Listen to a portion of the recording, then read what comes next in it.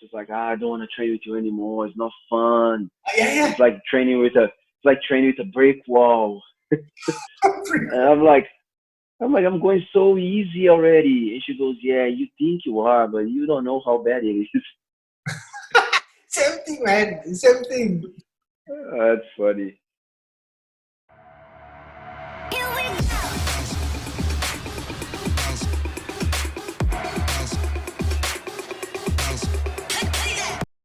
So guys, welcome back to Fight Story. And without further ado, our special guest today, the man behind Indonesia Jiu-Jitsu national team, Professor Bruno Amorim. Hello, Professor. How are you? Oh, good, good. How are you? I'm good. How's Singapore today? It's a bit cloudy, very hot. Hopefully, Hello? get some rain to cool things down a little bit.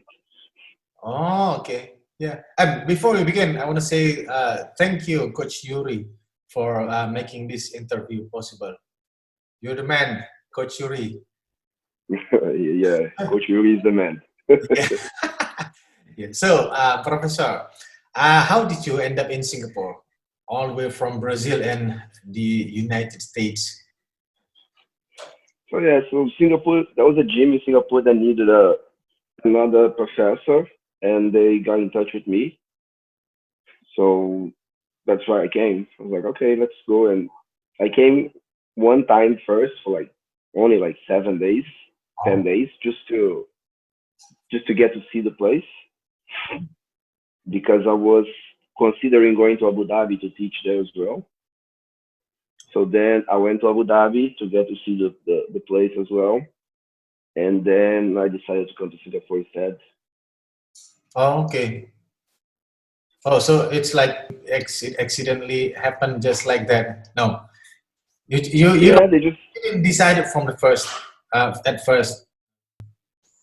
no, because I had already been pre-selected to the Abu Dhabi program, and then I got the invitation to come to Singapore. So I just wanted to see both places first, get a sense of what the place was like to live and all that. All right. And then after you stay in Singapore, and then you started Gracie Barra in Singapore. I stayed at the gym. I came to work for about a year and a half. Okay. Then I left that gym, Uh, and then I went to work in another gym.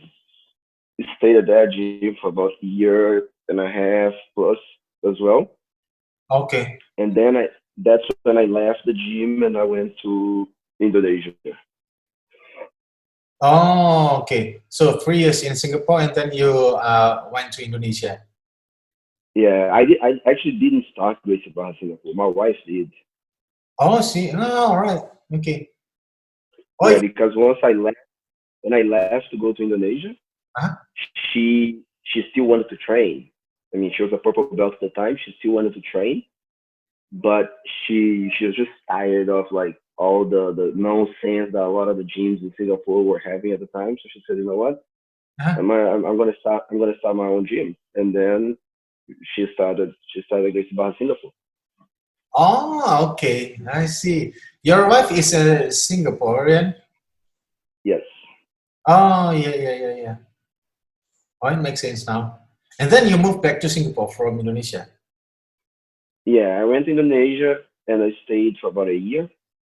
Mhm. And after the Asian Games was over, I moved back to Singapore, and then we sent the professor that was teaching in Singapore. We sent him over to Indonesia. Oh, okay. So your wife was already training jiu-jitsu before you two got married. Yes, yes. Yeah, because she I met was proper I belt. met her at the gym. Oh, I see. Okay, I see. Yeah. So, why did Professor Draculino call you Robinho? Man, we from Brazil we just randomly put nicknames on people, Okay. and there's this soccer player Yeah. called Robinho that he said that he looks like me. Like he seems to be the only person on earth that thinks that. I don't see you look like Robin. I don't know. Yeah, I mean, nobody ever saw, but it's one of those things like when he puts a nickname on you, he'll only call you by that nickname, and by the end, the new people come into the gym, they actually thought my name was Hobson because he called me Robinho so much that people actually thought that was my real name because they didn't know any better. So how is exactly Professor Draculino affecting your life as a whole? I mean, he's your professor since the very beginning. Since the very beginning, right? No, when I went to train with him, I was a purple belt already. Oh, you're already a purple belt. Okay. Okay. Yeah, but I was training in a gym that was very small. Like, it was a very small gym, and the professor did it for as a hobby. Oh, yeah. And it's what I keep telling people. Like, uh, there's very different levels to this.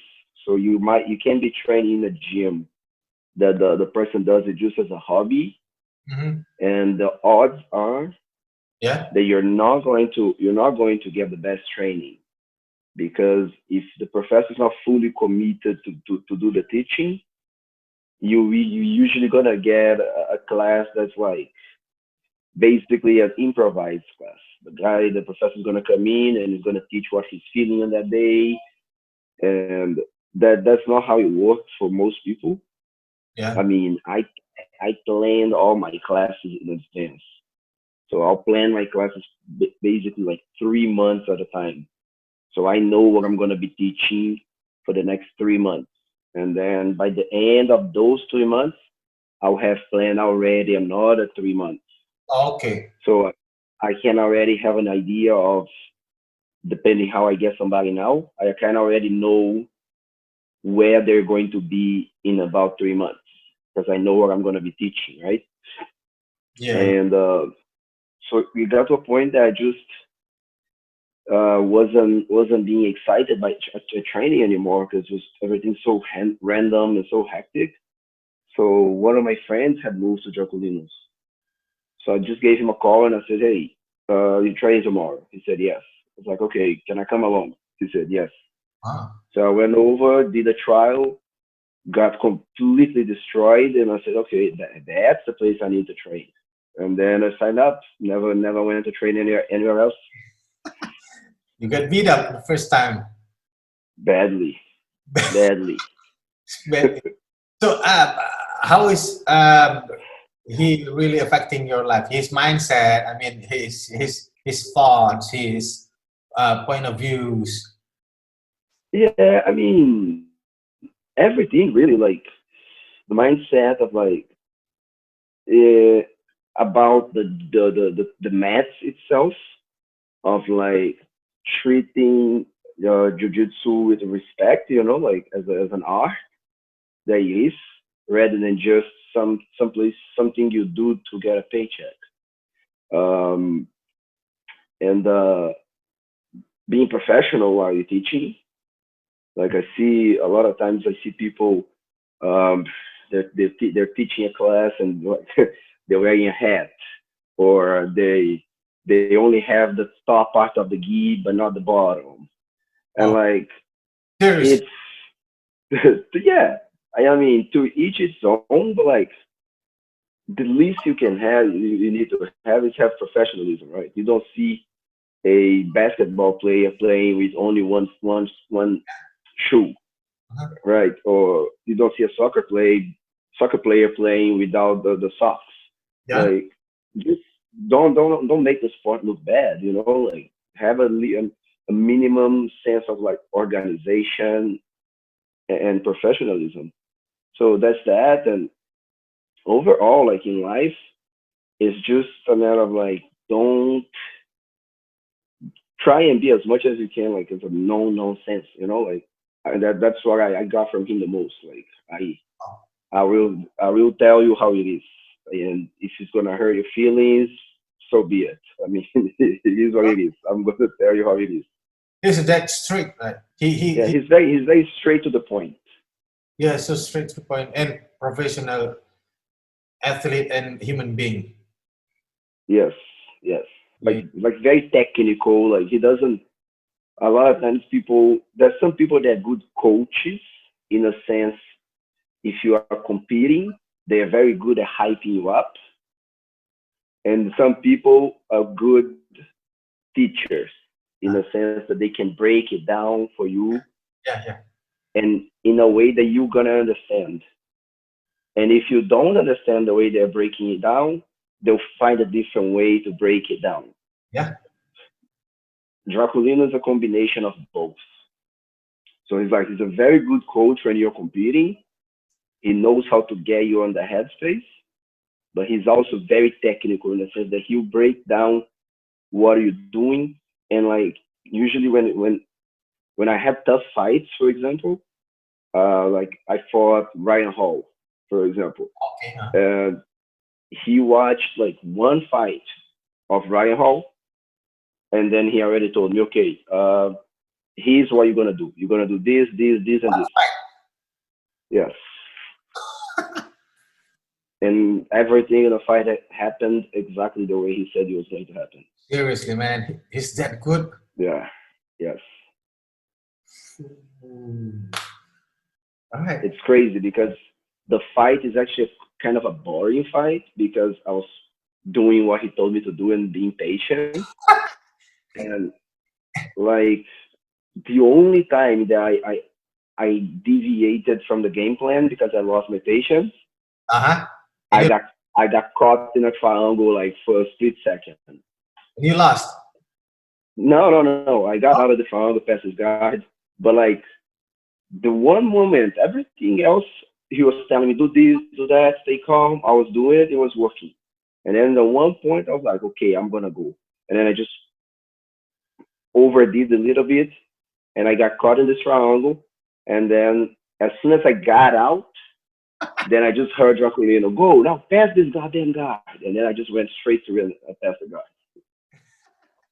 Hey, we know that Seiwinage is his favorite throw, right? Yes. Do you inherit his Seiwinage? The details. Uh, yeah, I mean, I do it, but I prefer to because he's a little shorter than me, so it's Ah, probably easier for him to do it. I usually do it on people that are bigger than me. okay. Yeah. Yeah, I don't like to do it on people my size or smaller than me. So usually when I fight absolute, I might do it, but I I have a pretty good ankle pick takedown as well, and it's so much easier to do the ankle pick. So I usually stick to my ankle pick. Oh, yeah, because it's probably harder for you to get lower than your opponent, right? To get. Yeah, and it's just so little effort. You just go down, catch the ankle, and the person's falling back, right? I'm kind of lazy when it comes down to these things. Ah, I like that. I'm a lazy man too. Yeah, for me, I want the least amount of effort with the maximum reward. Yeah, yeah, yeah. So, yeah, everyone knows that you're a champion, right? So, who is your favorite opponent so far? And who is your worst nightmare, your nemesis? Uh, man, when I was a purple belt, before I went to train at Draculino, Huh? I think like I didn't really think BJJ like as a career. I just kind of took it like as it came, like on a daily basis. So I used to have like a lot of nemesis. Like, oh, I hate this guy. Like there was this one guy I fought the same guy like 5 times, and we were from the same team. And I'm like, why do I have to keep fighting this guy? Like every time I fight him, every time I beat him, and then next competition he's there, I have to fight him again. Like, what's going on? Why doesn't this guy just say, okay, you know what, we're from the same team?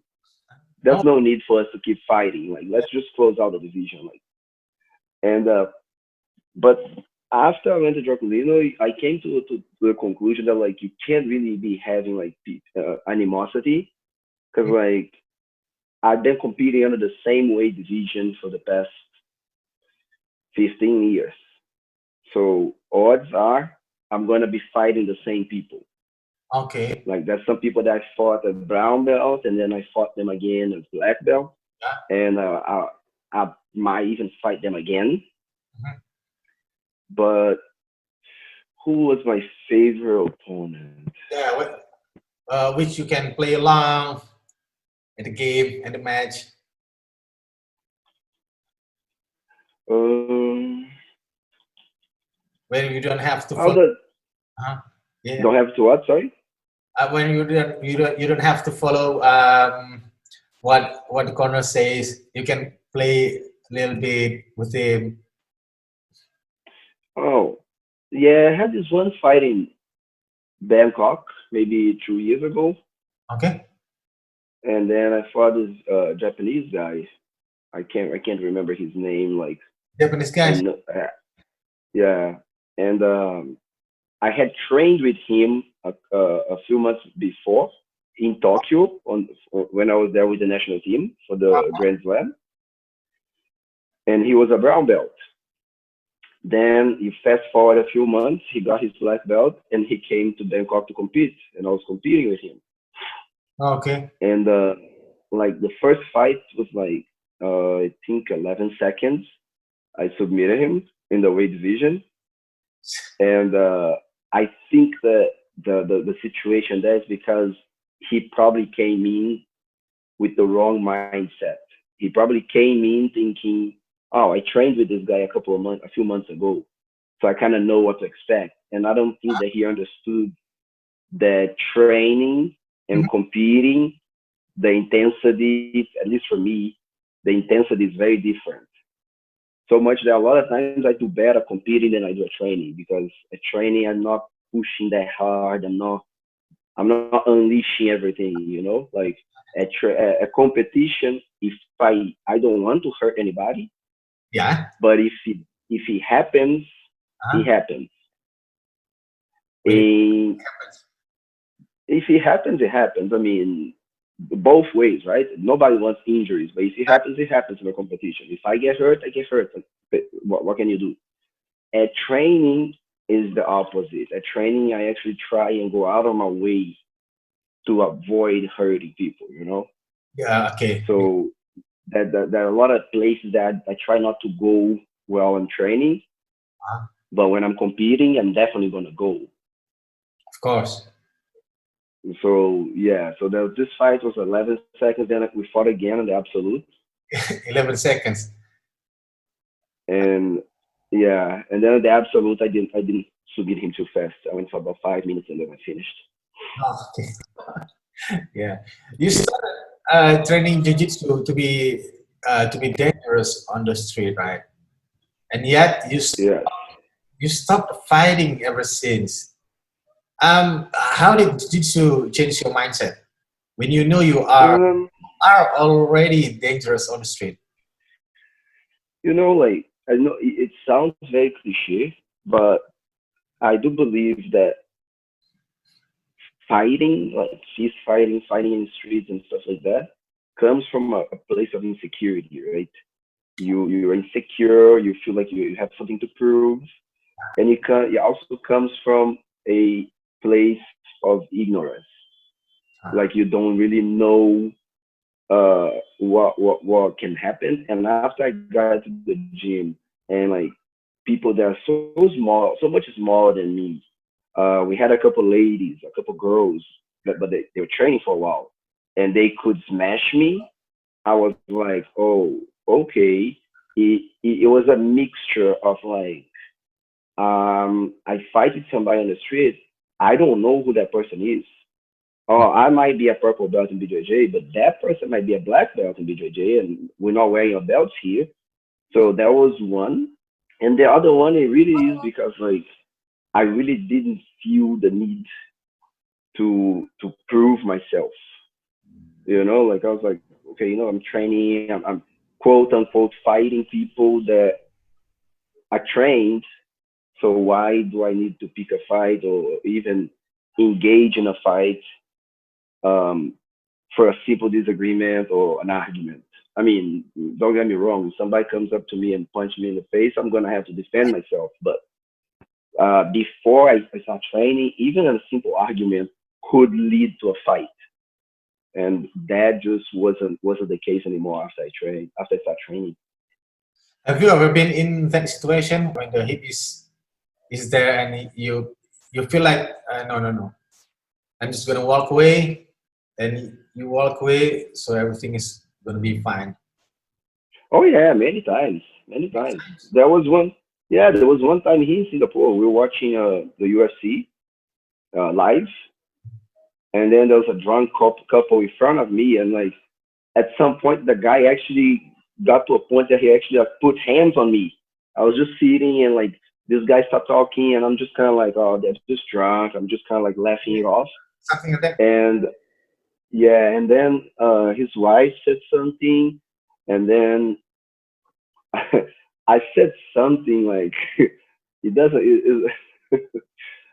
I said something to him, like something to like control your wife or something, and he got really mad because I said that. Control your love. And yeah, because like she was saying something, and I was arguing with her, and then he said something to me like, "Hey, why you arguing with my wife?" And I'm like, "Well, then you should probably control her so she doesn't interfere." 'Cause I was having a conversation with one of my friends, and then she kind of like turned around and said something like, "You just shut up," or something like that.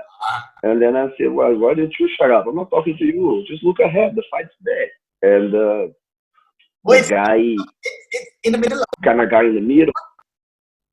Yeah. And and then I just told the guy, I said, well, maybe if you control your wife, I wouldn't have to argue with her or something like that. And he got really angry and he got up and said, what did you say? And started grabbing me. But like both of my friends that were there with me, Okay. one is a black belt in BJJ as well. The other one is a brown belt. And they actually got up and like held the guy, said, look, you don't want to do this, dude. You don't want to do this. And I just found it was funny, and then they just got up and laughed. About like 10 minutes after this, they got up and laughed. It, But yeah, I walk away at any point I can. yeah, it would have been viral on the internet. Oh, it would have been ridiculous because like you can't help but think, what would you have done if a fight had broken, right? And Yeah. it would have been very sad because I was sitting here and he was sitting here, right? So like he's below me. So all all I could think was like, dude, that was like Eh, box or kick you in the chest like so easily. Soccer But kick. yeah, it didn't come to that, thank God. Yeah. So how was the street scene in Brazil actually? That's another thing. That's another thing. Like by the time I actually became somewhat decent in BJJ, Yeah.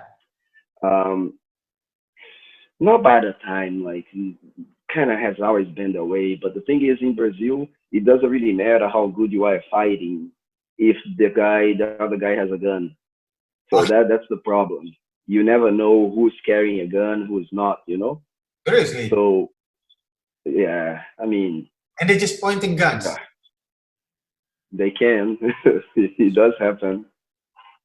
It's a good thought to start training jiu-jitsu in Brazil. Yeah, I mean, my case was always like a contingency. Not always, but after I started understanding a little bit, and I completely lost the desire to actually engage in this fight in the street stuff. To me, it became a contingency plan. Like, if I can, I'll walk away.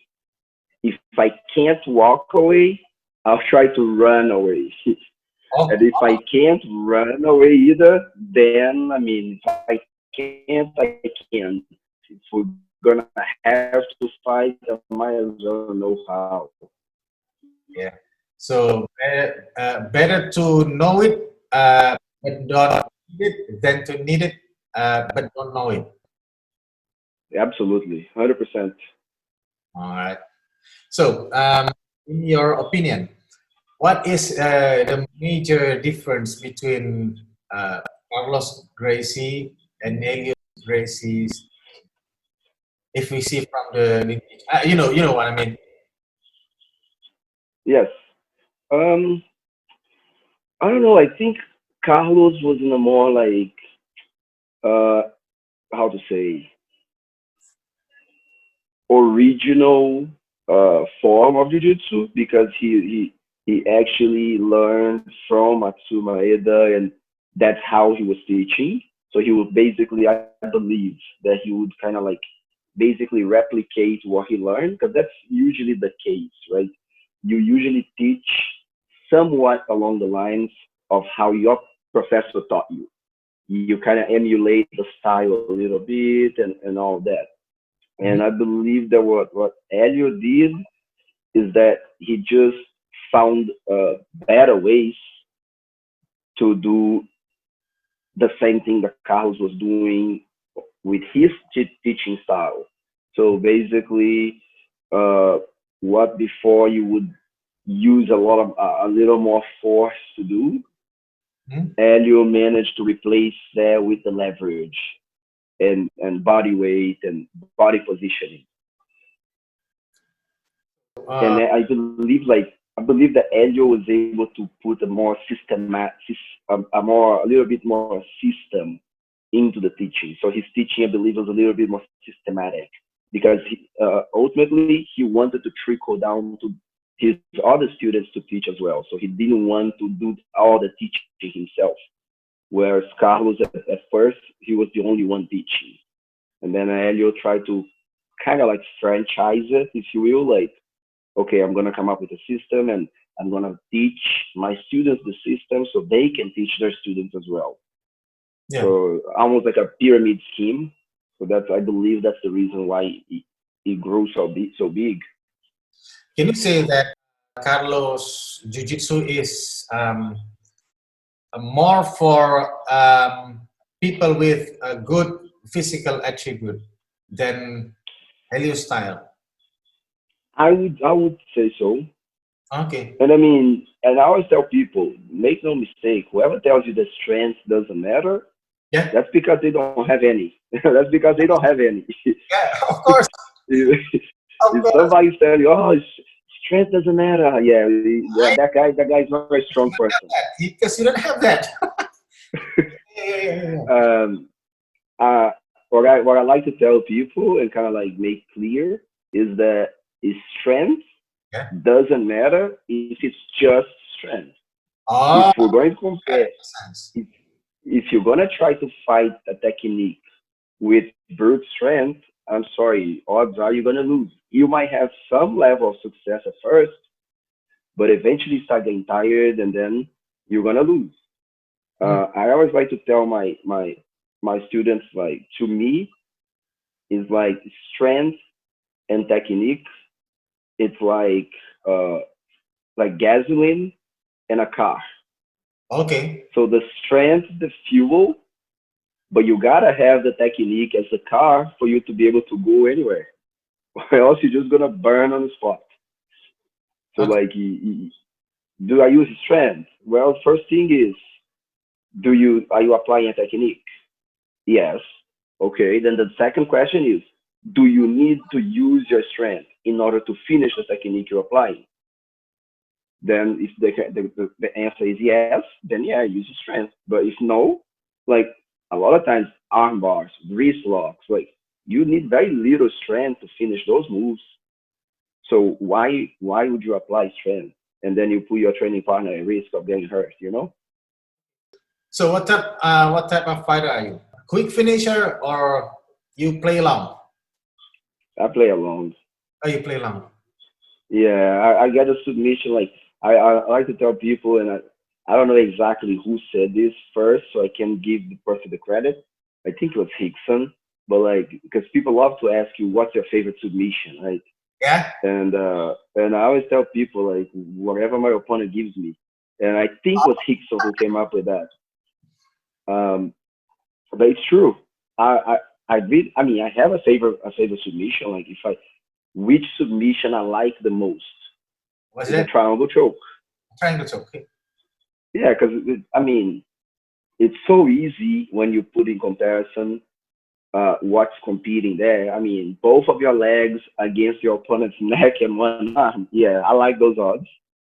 Okay. And not to mention that you can finish a triangle choke with a choke. You can finish on an armbar. You can get a kimura from there. Like, that is a very versatile position. But with that being said, just because I love triangle chokes, it isn't even the submission that I get the most. Yeah, yeah, It yeah. really isn't. I honestly cannot remember the last time I was able to finish somebody in a competition with a triangle choke. Somebody asked me the other day, a black belt here in Singapore, we're training, and he asked me if my favorite submission was armbar. And I was like, no, my favorite submission's triangle. And he goes, well, it Ah, sure as hell looks like it's armbar. But it's because usually that's what people gives you the most, is the arm. You're passing the guard and they put the arm out there. And I'll jump on that arm anytime it's there. obviously, you train triangle more than the other submissions. Not really. I train a little bit of everything. Okay. Yeah, I train everything. I train. I mean, I've never got anybody to do triangle chokes before.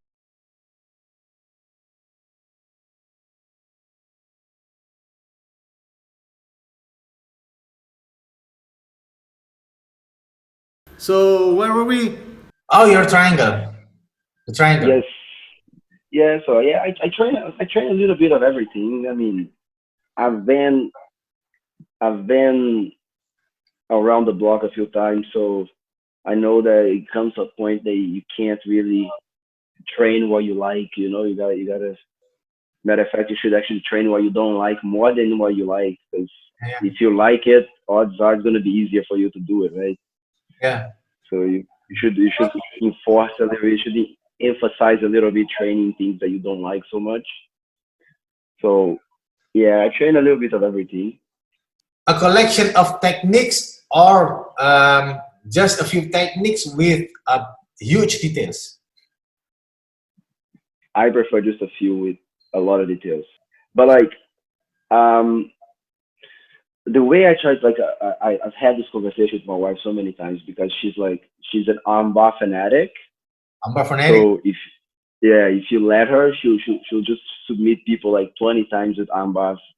And Okay. like I have to tell now not so much. I mean, she's a brown belt already, so she understands a lot more now. Okay. But before I had to tell her, I had to tell her, hey, okay, like I'd see her going maybe with like a blue belt, right? And she'll get an armbar, and then she'll get another armbar on the same round, and then she'll get another armbar, and then I have to be like, okay, I guess I think we already know that you know how to do an armbar. Huh? Can we try to do a choke? Can we try to do a triangle? Can we try to do something different now? Because the armbar, you got it. Like let's let's try it and diversify, right? Yeah, yeah. But when I say one technique with a lot of details versus a collection of techniques, it's because people love to separate, right? Old school jujitsu, new school jujitsu. To Yes. me, this is it's all bullshit. Like to me, it's only jujitsu. Like there's no such a thing as old school jujitsu, new school jujitsu. Everything Like comes from judo. it's all jujitsu. It's all jujitsu. Birimbolo, this thing that people are talking about now. Oh, the Mendes brothers created a berimbolo. I trained with Samuel Braga in Brazil in 2005, and we didn't have a name for it. I didn't even know what was happening. I just knew that he would do the La Riva, Huh? and we would tumble a few times, and at the end of the day, he was on my back. Okay. Hold and behold, what he was doing was berimbolo. And no names yet. We just didn't have a name for it. Um, but it's like I feel like nowadays people there's a whole people see the cool videos on Instagram, right? Yeah. And you can make any video look good if you have a willing partner. So my students came to me all the time like, Prof, I want to learn this, and I take one quick look at the video. I'm like, dude, if the other guy doesn't help you, Ah, this is not gonna happen. makes sense. All right, this is not gonna happen. And I give all my students incentive to learn online, watch video online as much as they want, because there's a big thing people usually old school when I mean old school mentality. instructors, they don't like when their students go on YouTube and all that, right? I don't mind at all. I actually like when they do it because they show interest. The problem is a lot of times they'll come to you with a video. Oh, can you show me how to do this move? And then you show them, Yeah. and then as soon as you show them and you break it down and walk them through, they're already like, oh, but what if the guy? And I'm like, dude, you haven't even learned this move. You are already thinking about a counter, and you want me to teach you a different move based on a counter that might not even happen. Yeah. So I say one technique, as many details as you need, not even as you can, as you need. Some people need, different people will need different details for a technique. Some people are not flexible enough to hit a certain angle. Then you need to give them the detail that they need to move their hips a little more. Some people are flexible enough, so they don't need that detail. So I don't want to clog their mind. I don't want to crowd their mind with stuff that they might not need. So what I like to do is I like to show a technique with the essential details. And then I usually walk around watching everybody doing at least once. And if I see that they're struggling, perhaps for lack of a detail that I didn't give them, then I'll give them the detail. And it has worked well for me, like for years, because it keeps me honest in a way that I cannot just show the technique and lay back. I actually need to see everybody doing it in order to make sure that they got it. But I say, like, once you become proactive on that technique, not proactive. Once you become proficient on that technique and becoming decent, you can do it decently. Then it's time to move on to another one. I don't like one trick pony either. I don't like that guy who is the foot locker and all he does is foot lock, foot lock, foot lock, foot lock, foot lock. I'm not hating on footlock before the footlockers out there come hating on me. I'm not hating on you guys. I Yeah. can change. I don't like the wrist lockers either, or the arm bars. Like, I don't like a person that only has one move and that's what they're gonna do over and over. I mean, for my students, anyways, I don't like to teach in that manner. Yeah. You have to have an overall game way. Yeah, I mean, each technique is a weapon in my view. And if you are going to compete, I mean, in my case personally, even when I'm going to train, is a war. So when I'm at war, I would like to have as many weapons as possible. Yeah. Yeah. Yeah. Okay. Yeah. Grandmaster Carlos Gracie is also known for his diet, right? Which we call Yes. now Gracie diet.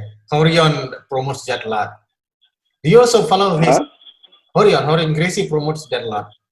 The Gracie Yes. diet, right? That comes from Yeah. Carlos Gracie, right? Correct. Yeah. Do you also follow his eating discipline? No. Yeah. No. I'm not that disciplined. I mean, I try to balance what I eat versus what I do. So if I want to eat a little more, or I just try to do a little more. Have you tried the Gracie diet? No, I mean, I tried that. I lost. how do you like it? I lost weight. I was 84 kilos before jiu-jitsu. 3 months, I was 72 kilos. Jiu-jitsu Wow, and Gracie diet, but it was so expensive. there exactly. Like, that's why I never tried in Brazil. I was like, man, I just simply couldn't afford. I couldn't afford to do it. It would be impossible for me to do it in Brazil. Yeah, it was so expensive. Yeah, yeah. You eat healthy food. You eat olive oil. You eat some kind of fish, some kind of vegetables. Yeah, over here, like, we usually eat. We usually. One second, please. Can you Yeah, pick this up? It's sorry about that. Because we stayed in. They don't call it lockdown over here. They call it circuit breaker, but it was a lockdown, huh? and we stuck at home for, like, I've been at home since March 26th. March 26th. And on April 2nd, Huh? they closed everything on the country. Yeah. So we have all our air conditioning units are like dripping water and stuff. Like I had like I had like buckets under the air conditioning because it's dripping water. And they reopened the country now on June 2nd, but then everything is not reopened the country. They reopened some businesses, but everything is backed up now. So like you try to get air conditioning maintenance. Uh, Like I've been trying to get this guy since the second, so I only able to get them now. it's been 2 months since Huh? it's been 2 months since April, and now it's Yeah. Yeah. the water was dripping from the aircon. Yes. Oh So my! yeah, I finally managed to get a hold of these guys to come and clean it. So they just arrived here. They were calling me here, so it's all good now. But yeah, the Gracie diet, right? Yeah, the crazy day. It, it's expensive, and over here, for example, I mean, we always eat as a family, right? Uh, so we're gonna have breakfast. We have breakfast as a family. We're gonna have lunch. We have lunch together as a family. Dinner. We have dinner together as a family. It's very difficult to have your own food prepared alongside everybody else's food. Like it's just to me, it became too much of a hassle versus the possible benefits. And plus, like I said, I've been competing in the same weight division for the past 15 years. Like now, I changed. So now when I fight at BJJF, I usually fight one weight division above of what I used to fight. Uh-huh. But for UAE JJF, since the weigh-ins the day before, I still fight on the same weight, which is 77 kilos. So I mean, I've done my fair share of dieting in my life, like always cutting weight, and I think I've had enough. I mean, I wouldn't be able to do that as a norm, like having to precisely combine what I'm eating and how much of it I'm eating.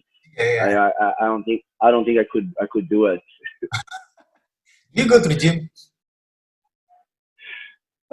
I mean, here at Gracie Barra Singapore, we have a little gym space, like a weightlifting room. Huh?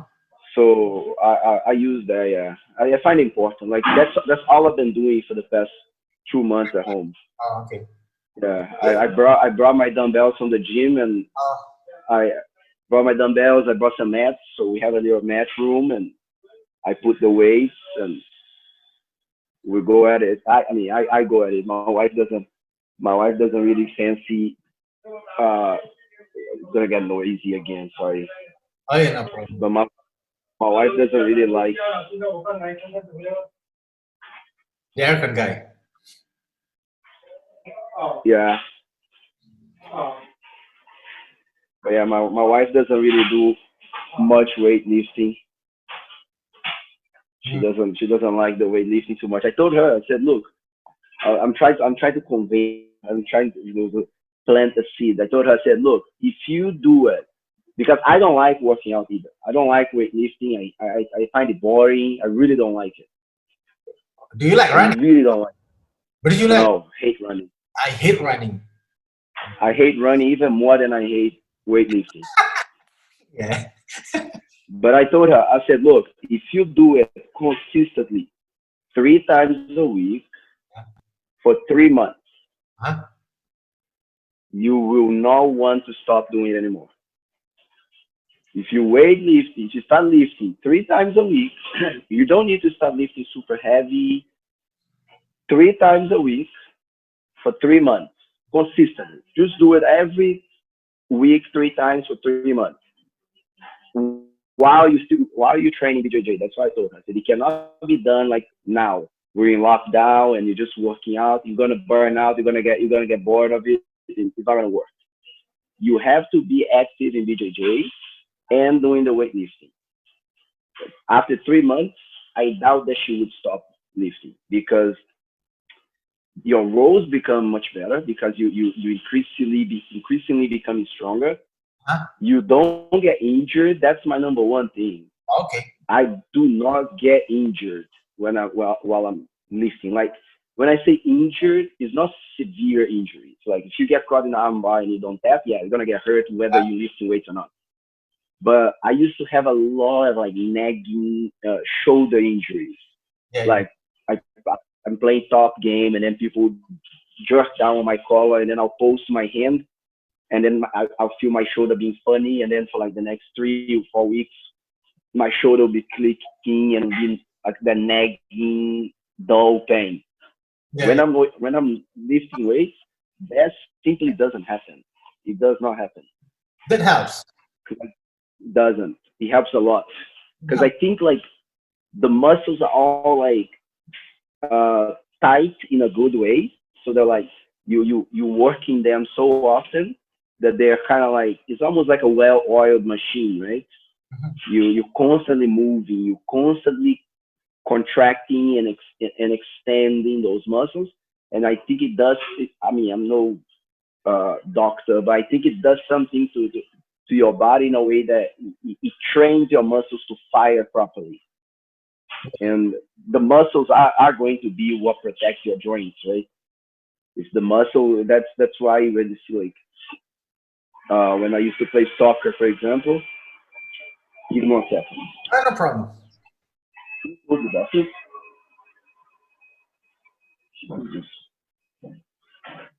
Yeah, like when I used to play soccer, I noticed like the most of the times that people get injured, they are getting injured like at the end of the game.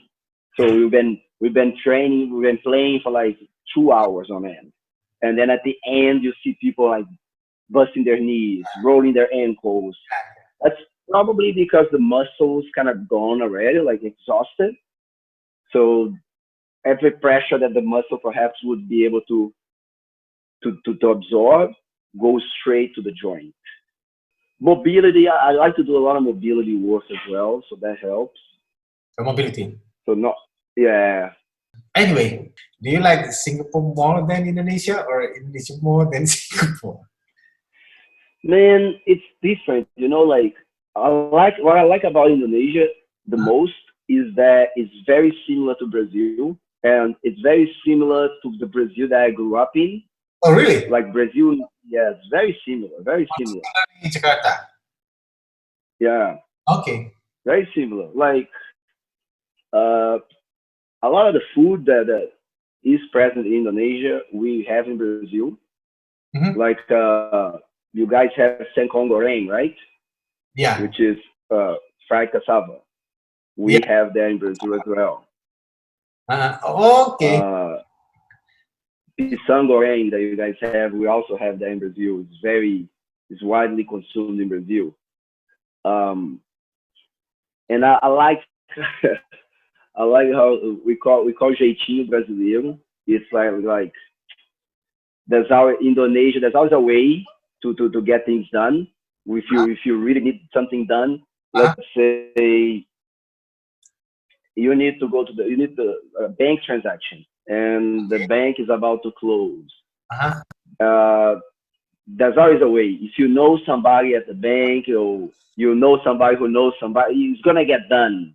That is the It's best. like me and my yes, The best thing in me Indonesia. and my wife we have we had a wedding in Brazil last year, and she's Singaporean. She was born and raised in Singapore, Okay. and she was freaking out about planning the wedding because we had to plan from Singapore. And she's like, "What about this? The wedding planner is not getting back to me." And I was like, "Look, you need to relax Relax. because it's going to get done." And she's like, "No, because in Singapore it's like we also had one in Singapore, and you literally sit down and you list everything that's going to be served, how much of it's going to be served, how Uh-huh. much of it you're going to have extra." And I told her, I said, "Look, listen, you be responsible for the wedding in Singapore. Just leave the one in Brazil to me. Don't worry about it. Because I can tell you, if we run out of whatever it is, we run out of soda Uh-huh. at 3 in the morning, we'll find a way to get more soda. So don't worry about that. So yeah, like in Singapore, what I like about Singapore is that it's very organized. It, Sometimes it's a bit too organized for my liking. Sometimes I'm like, come on, people, you could live a little better, like live a little more. But it's what makes the country what it is. It's what makes the country great. So um, everything works. yeah, Most like you can go to a bank and expect that it's going to work. You're gonna go in there and you're gonna leave yeah, getting things done. yeah. Um, Organized, clean, could expect. Clean, yes, and safe. To me, the number one thing is safe. It's how safe it is. Like you can live. Although I have to be honest, Jakarta, I felt super safe when I was living in Jakarta. Huh? Like, yeah, I did not felt unsafe at all in Jakarta. I would go if I had to go out, I'd go out at night and not have a single concern in my mind. Which in Brazil is a little different. In Brazil, you go out, you always wondering like, what awaits for me around the corner. Abu Dhabi Grand Slam 2018, 5 gold medals, 2 silver medals, 2 bronze medals, and you got a silver medal at that event. But your student got golds, right? How Yes. does it make you feel? You get the silver, and your student. It must have been a mixed feeling, right? No, I got a gold on that one as well. You got a gold, Yeah, I got a gold. so 6 golds. Yes. Oh, If you really? count mine, yeah, if you count mine, six. But it doesn't matter. Like last year, that one in Tokyo was really good. I mean, it was Hmm? a very good improvement because the team was a very new team. Uh, Uh, I mean, the we had Francino, who obviously is a black belt and experienced fighter on the team, which was great. We had Rayhan, who Robert. was he a brown? Yeah, he was brown belt at the time, and everybody else was really like white and blue belts. Like they were high belts, fourth stripe, sorry, fourth degree black belt in traditional jiu-jitsu. Traditional jiu-jitsu, yeah. Yeah, but that doesn't translate, like it doesn't translate.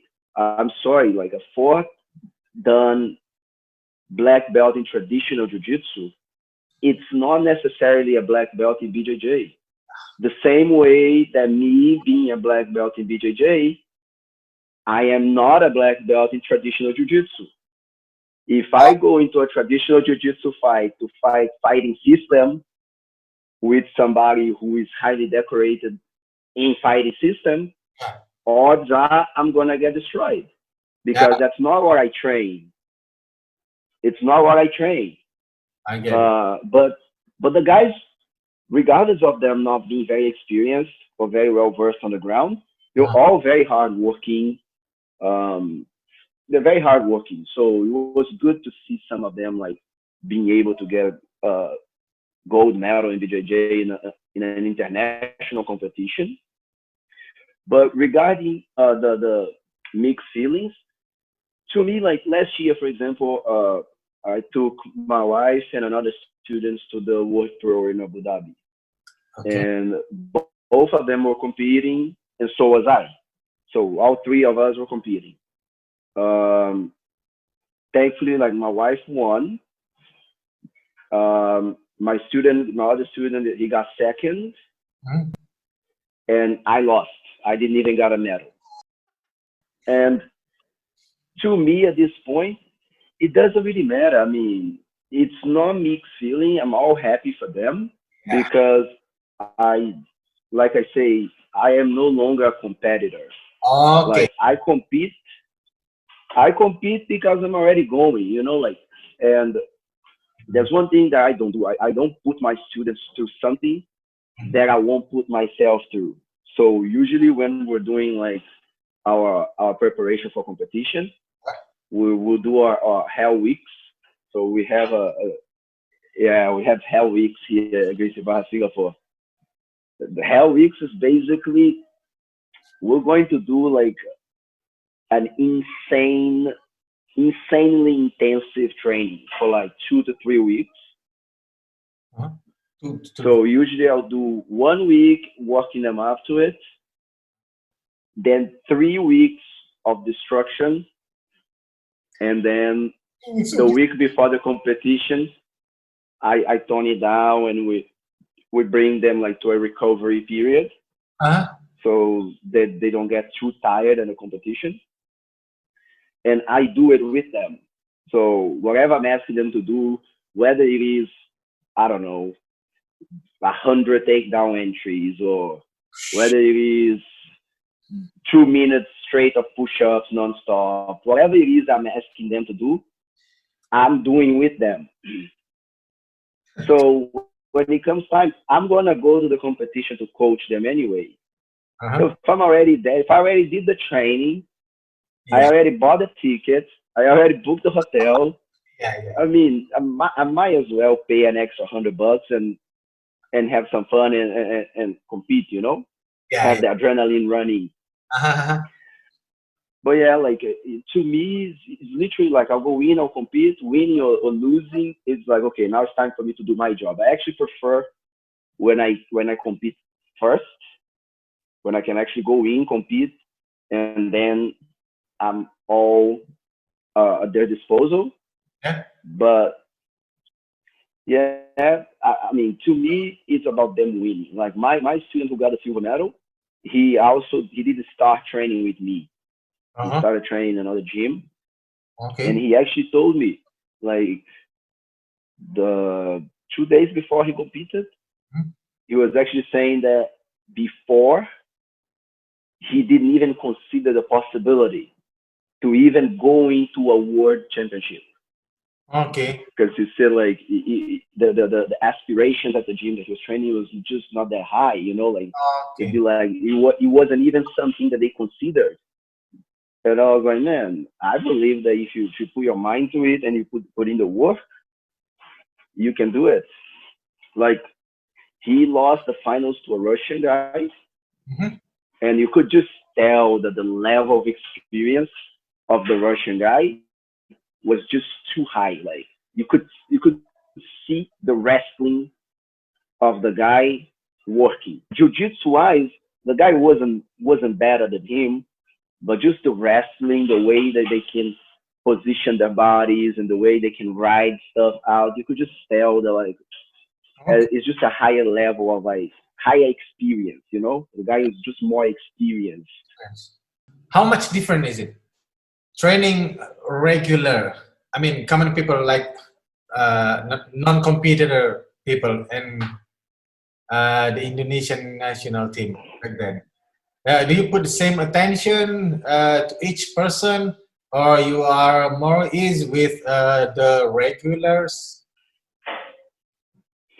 How- Um, it's a fine line and a fine balance, because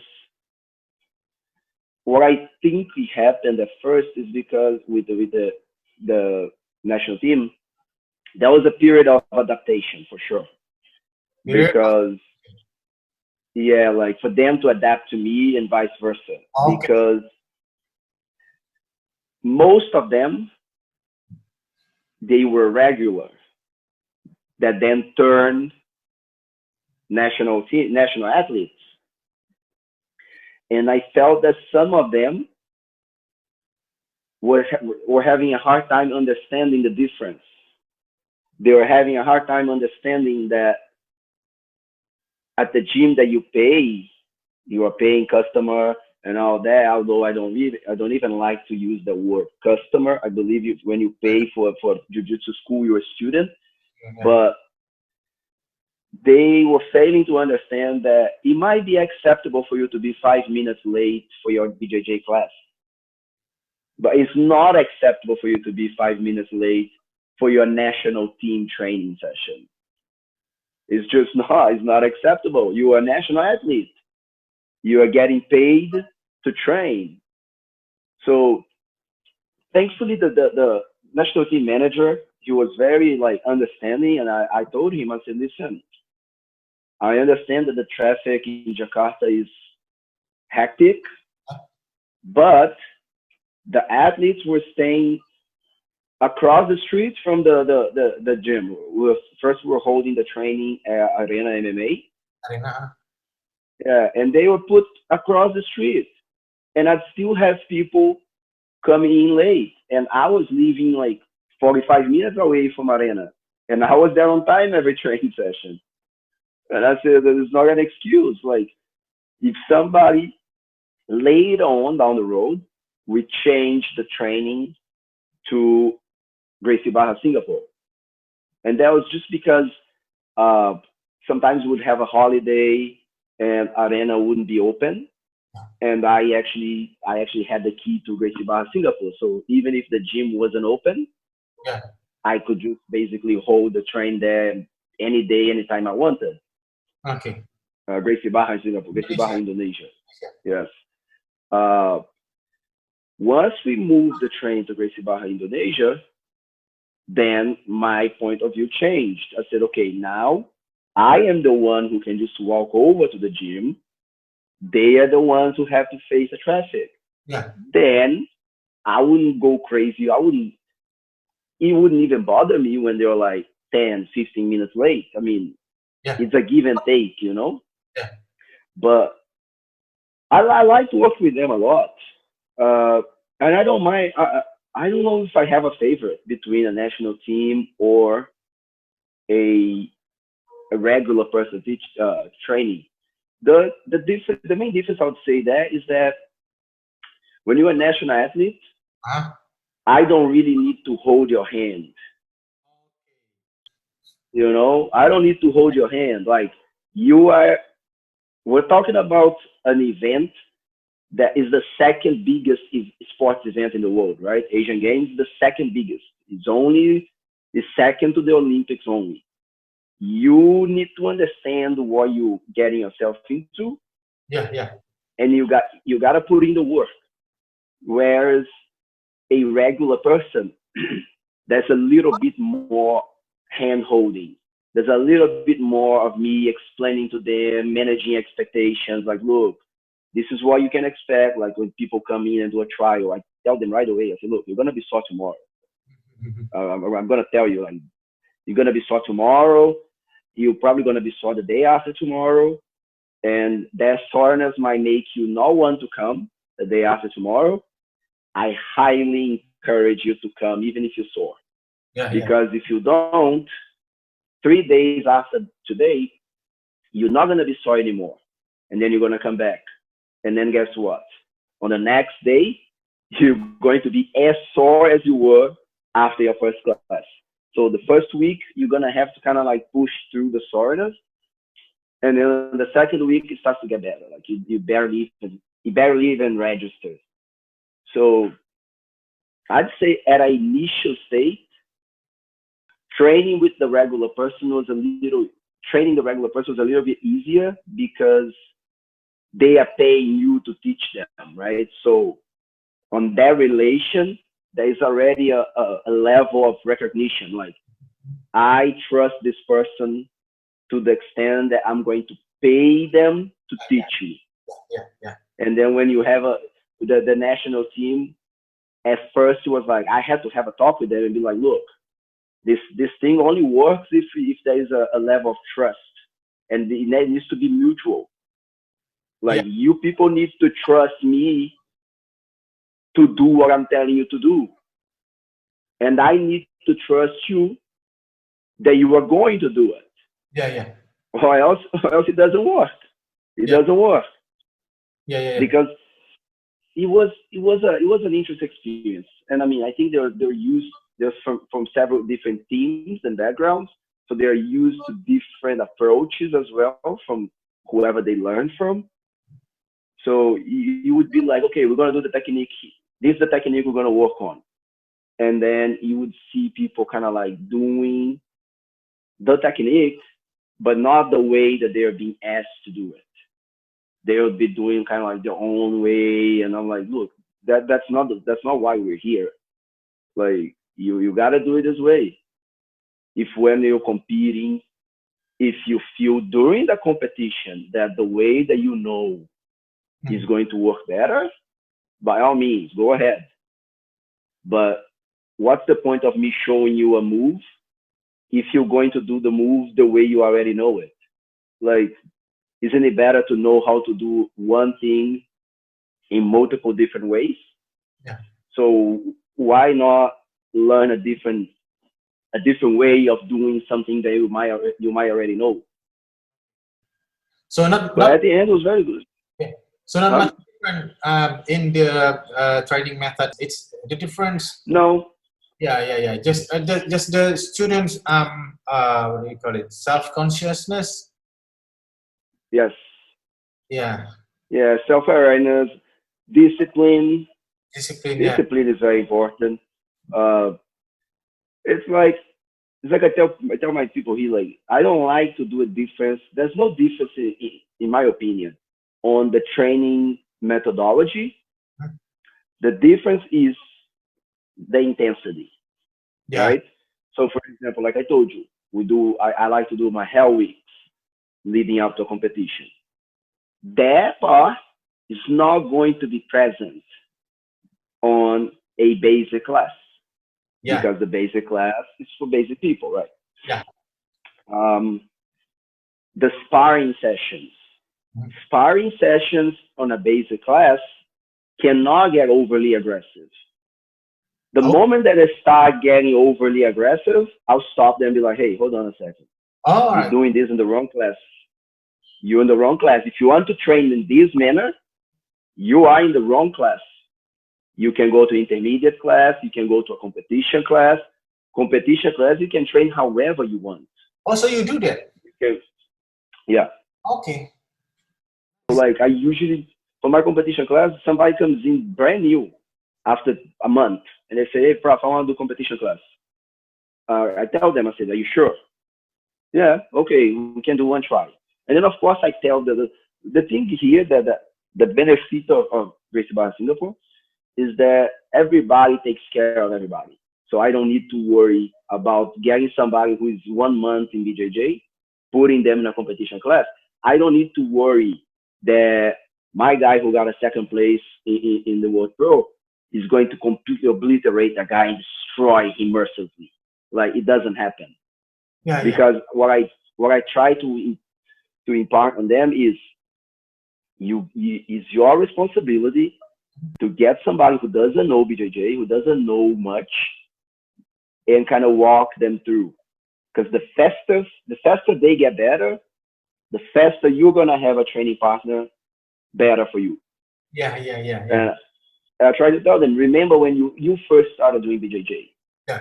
how lost you were, how completely oblivious of everything you were, completely lost. Like you didn't know what was going on, you didn't know how to achieve what you wanted to achieve. Yeah.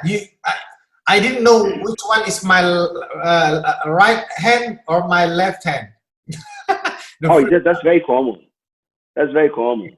Like over here, I tell people, grab his right hand, yeah. Yeah. and then they go and grab the left, and I said, no, no, the other right. Yeah. Yeah. That's I me. just, I just, I just say, oh, okay, go with your right hand, and they go with the left. I'm like, no, no, no, the other right. That's me. It's just easier. But but yeah, so I like to guide the training to the proper classes. So there's a class that you're not going to be allowed to go crazy, which is the basic class. Okay. Basic class for basics.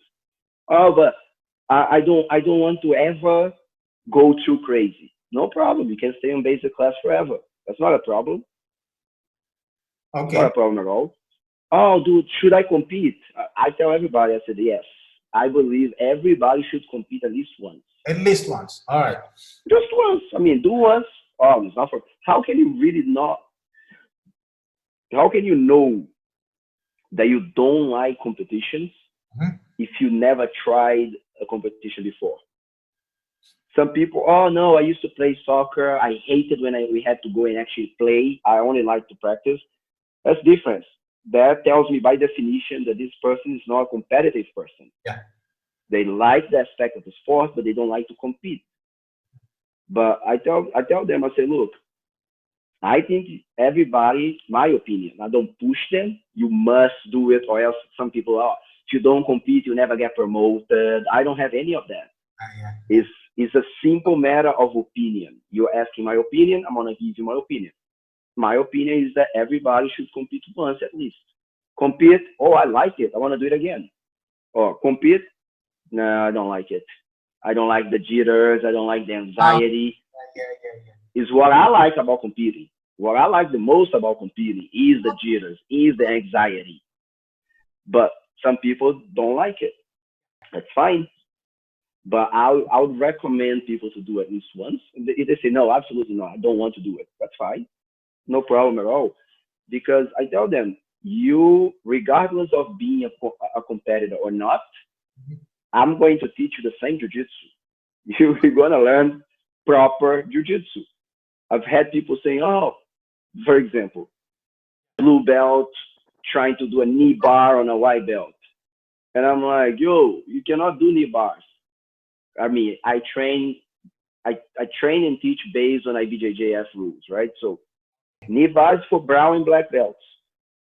So, oh, hey, you cannot do knee bars. Oh no, it's okay. I'm not going to compete. I'm like, I don't care. What about him? He might be competing and you might hurt his knee. Yeah, yeah. Like, he's not going to do it. So that's a lot of that stuff. Like I tell people, hey, come on, pay attention to the details. Do it a little better. Ah, but I'm not even going to compete. I'm like, well, your kid's not going to become a mathematician, right? You want him to do his homework, and you want him to do it right. So why shouldn't you do it just because you're not going to compete? Yeah, yeah, yeah. Makes sense. Total sense. Yeah. Do you have any interest outside jiu-jitsu? Huh? Any hobby? Any hobby? Any interest outside jiu-jitsu? Any hobby? No, no hobbies. No, no. Jiu-jitsu is your hobby. I mean, I watch anime. That's if that can be considered a hobby. Yeah, yeah, yeah. Okay. Last but not Yeah, least, you are now part of the history of Indonesia Jiu-Jitsu. You do realize that, right? What is your kind of. I hope so. yes, you are. What is your hope for Indonesia Jiu-Jitsu? Man, I just hope that it it can grow over there as much as it has grown here in Singapore. I hope that the the people understand, like, when I say the people, I mean people behind the BJJ in Indonesia, people that are running gyms and such, that they understand the importance of like having guidance. Like I've seen when I was in Jakarta, I've seen like people like a white belt running a gym. Like it doesn't work, man. It doesn't work. And I'm not saying this because I'm a black belt. When I was not a black belt, I was not running a gym. Uh-huh. When I was not a brown belt, I was not like when I was a white belt. That's a learning experience. That's a learning time. It's time to learn. I understand in a place that there's no black belts around. There's no brown belts, no purple belts. Listen, I have a student in Semarang, Mana? and yeah, he has his own gym. He's a blue belt. So people sometimes they say, he talks about people uh, learning when it's time to learn, but he's affiliated over there. He's a blue belt. Well, he's the highest in the city. So I want BJJ to be available to as many people as possible. Yeah. So if your city doesn't have any gym and you like BJJ and you're a white belt and you say, you know what, I'm gonna do it. By all means, Mm-hmm. it's better than nothing. Oh, it's better than nothing. But yeah, of course. But I would think that some guidance is important. Like Sean in Semarang, he's running his club, but We send him the techniques. When he has any kind of problem, he always has us to be, hey, prof, my students are having this and this problem. Odds are I have seen the problem before. It's very likely that whatever problem that he's encountering, when he tells me, I'll be able to be like, oh yeah, I've been across there. Here's what I did. I'm not saying that's what you must do. Here's what I did, and this worked. Here's what I did, and it was a disaster. So maybe try to stay away from these mistakes that I made here. And these things, here's what I did and worked for me. So I always try to do that. I always try to recommend them to do the things I did that worked. And I also tell them the things that I did that didn't work. Because maybe along the way, they might think, oh, maybe I'll do this. But if you're going to try something, it's better to try it knowing what the possible outcome is. So I would hope for the Jiu-Jitsu in Indonesia to grow. And I would love to see it growing like strong, growing with like the technical aspect of it, people really understanding what they're doing, you know. That way you can have such a level of, you need to have a level of commitment. It cannot be done just, have this free time, I'm going to go and teach some classes, and then tomorrow I don't feel like it, I'll just cancel the class. Like, it doesn't grow that way. No. It's a boredom. It's a very boring process of like being consistent with it. You know. But how do you promote jiu-jitsu? I mean, I live in Medan. You've never been in Medan, right? But So then, no, I never been. It's yeah, the one that has a big Christ, right? yeah, It's the city that has a big Christ. yeah. So there are only like two or three jiu-jitsu schools in Medan, and Hmm. in totals of students, I believe there are only like below 20 students, and Amongst all three schools. yes, and we've been training in Medan for 6 years, 6 or 7 years. Only 20 students so far. Nobody wants to try Mm. Brazilian Jiu-Jitsu. I don't know why. How did you promote Jiu-Jitsu? I mean, it's difficult. I believe Indonesians in general, when you talk about fighting, they usually think striking. Yeah, They're always thinking about striking. correct. Um, yeah, I believe like the promotion has to be done like in a way that people enjoy jujitsu. That's the number one thing. The number one thing to me is that jujitsu is a martial art that you actually have fun while doing. Even people who don't want to fight, they have fun doing it. Usually, people that see a Muay Thai fight, and they see jujitsu and they think that BJJ is less of a fight than Muay Thai. Mhm. These people never been into a real fight in their lives. Because if you think that if you get into a fight on the street, it's going to be like a Muay Thai fight, I'm gonna jab you, I'm gonna tip kick you, like you're out of your mind. You never been into a fight. A fight, a real fight, it's ugly. It gets emotional. At the end of the day, both people are swinging crazy. They Yeah, will get too close, and they will tumble around at some point. At yeah, some point, somebody's on a headlock or something. always. And if you don't know how to deal with that, you are in trouble. You are in real trouble. So that's what I always tell people. The first thing I say, I say, look, you might not like it, but if it happens, you might as well know. You might not like the grappling aspect of it, but if it happens, you got to be ready. You got to be ready. Yeah, yeah, yeah. Um, and it's fun. I mean, after you get through, that's the problem. Lack of experience on people teaching, Yeah, I think it puts off the beginners. And if you're putting off the beginners, you're not going to grow. give me a second. I'm gonna go get my charger. Right. My battery's dying. Yeah. There you go. Yeah. So I think like you need to the beginning, the your trial class and your introduction. You need to be able to properly introduce people to BJJ. Here in Singapore, for example, I noticed that most people uh, didn't even know that BJJ was a martial art. They just looked at BJJ as a sport Ah, really? because, yeah, because there are no, well, I mean, I'm not going to say there are none, but there are very little Okay. street fights in Singapore. Singaporeans don't fight, right? Yes. So when you talk about fighting, in their minds, all they're thinking about is punching and kicking. So when they see people rolling around on the floor, they're like, you tell them that's a fight, they go, well, why would I be on the floor? Why would I fall? I don't want to fall.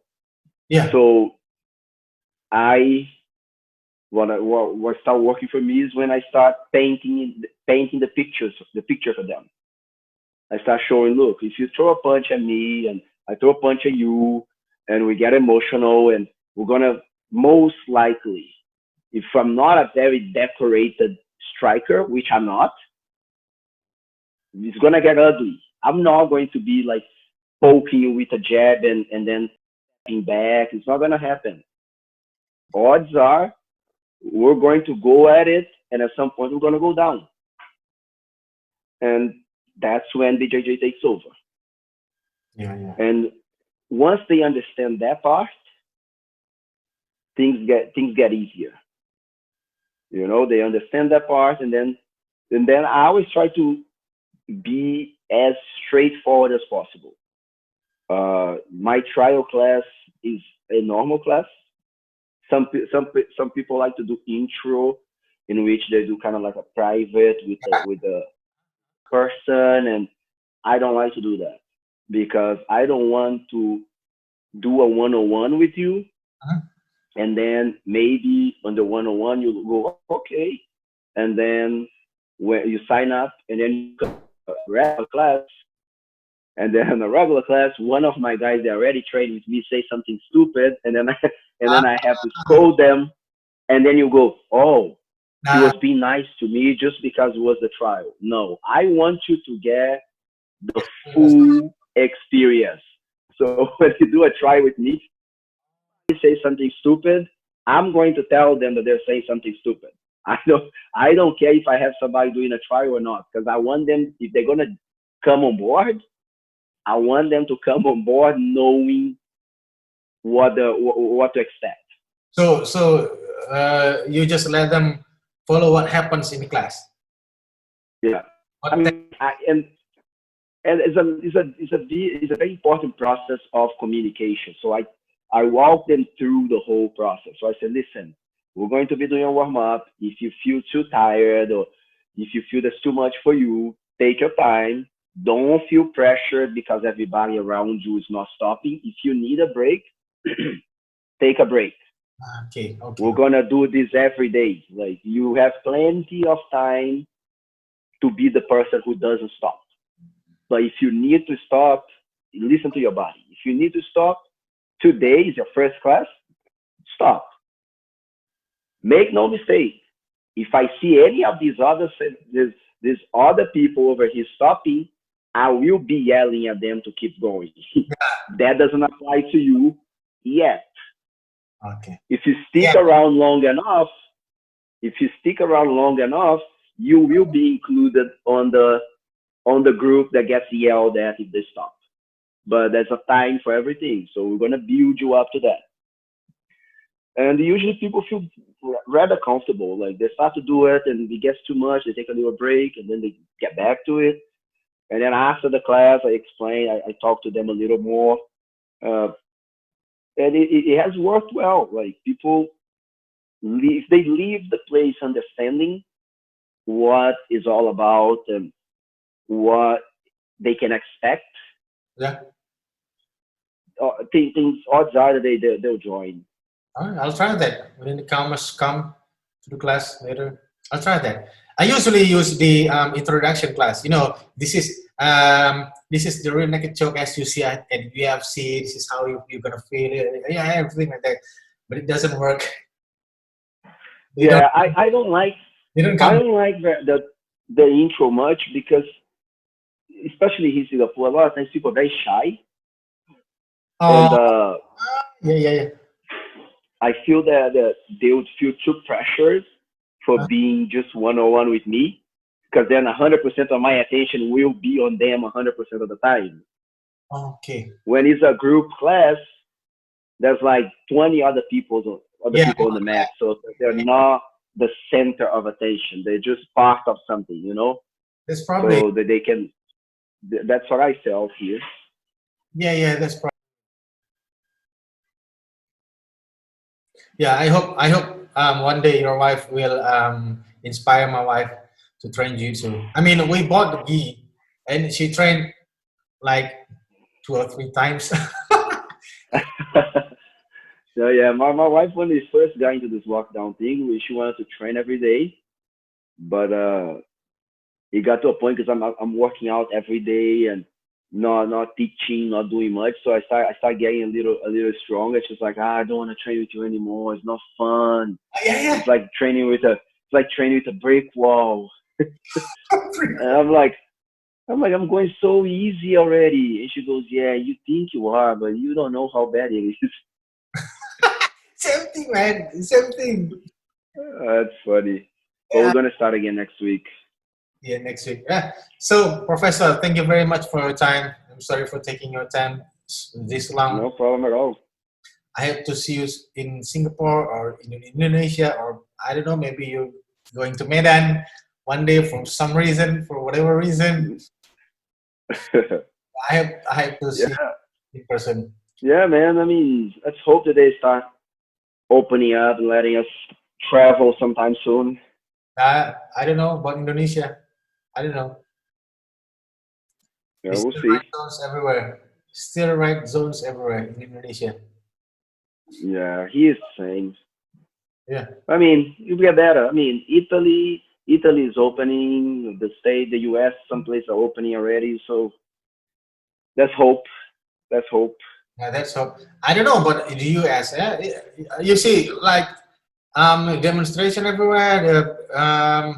The rate of Yeah, positive. they can't. They can't catch a break, man. Yeah, They just cannot catch a break. I feel bad. I feel bad. But I yeah. mean, it's. I mean, I feel.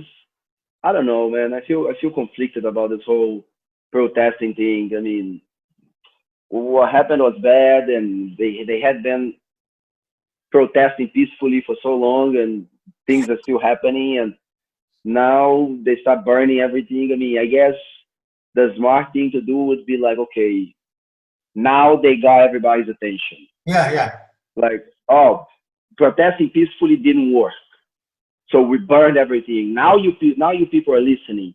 Okay, so maybe now they should stop breaking and burning everything because, like, okay, we got your attention. But I don't know. I don't know if everybody who's burning and breaking stuff, if their interest isn't just to break and steal stuff. That's that as well. They don't. They might not even care about people listening. They just want to steal. Just to steal stuff, yeah, You television, never know. everything. You never know what's in somebody's heart, right? So it's complicated. But like, yeah, Italy's open. Japan. I saw one of my friends' gyms. He was teaching a class over the weekend, and the class was crowded. Japan is opening already. Yeah, there's some gyms like Tokyo. I know some gyms are not teaching, but in Nagoya, the gyms are open. Oh, ooh. Yeah, they're having BJJs. Yeah, if Japan is open already, probably that's a good sign for everyone in the world. Uh, Fingers crossed, man. Fingers crossed. Fingers crossed. Yeah. So once again, thank you very much, Professor. I have to No see. problem. I hope to see you soon in Singapore. Let's do it. Be always welcome here. All right. Thank you so very much, and thank you, thank you to Coach Yuri. Absolutely. Well, Coach Yuri was who got me into the national team as well. So Yeah, thank him for that as well. yeah. He's the one who hooks us up and doing this interview. Yes, Yeah, yeah, yeah. Thank he's you the very much, Professor. he's the hookup behind the scenes. Yeah, very much, and hope the best for you and the family. And say hi to your wife, and hi Will from do. my Same wife to you. to your wife. Yes, say hi to her as well. Yeah, Get her on the gi. Gotta get her on the gi. yeah. Only 2 times, man. Two or 3 times. I bought the ghee. Oh man, Okay, so thank you very much, Professor. I'm gonna see you no problem. soon. All right, see you soon. That's a promise. All right, Bye, Professor. all right. So goodbye. Bye. Bye.